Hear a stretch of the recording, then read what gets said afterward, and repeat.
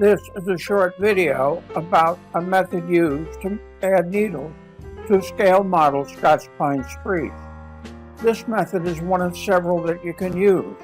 Below the video is a link to a page that shows other ways to do it, as well as much more information about making Scots pine trees. You are invited to look at those links.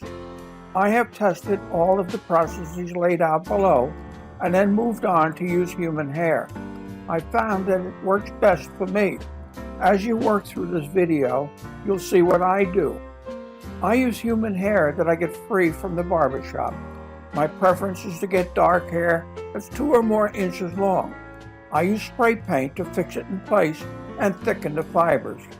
Once dry, I can stretch the mat to get that open lattice look typical of Scots pine tree branches. It's easy to work.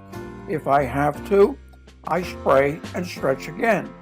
Then, using hairspray, I apply fine flock.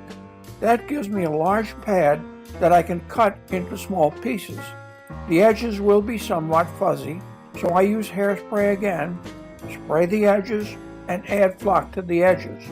And that's all there is to it.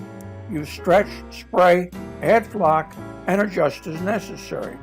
Then it's just a matter of adding the pad to the catch points on the armature. Below the video, there is a link showing how this is done. I have many more tutorials on making trees and other model scenery in my channel. You are invited to subscribe. And I would appreciate it very much were you to make a comment, ask any questions, and click on the bell to be notified when we add more videos to our channel. Thank you for watching, and have a nice day.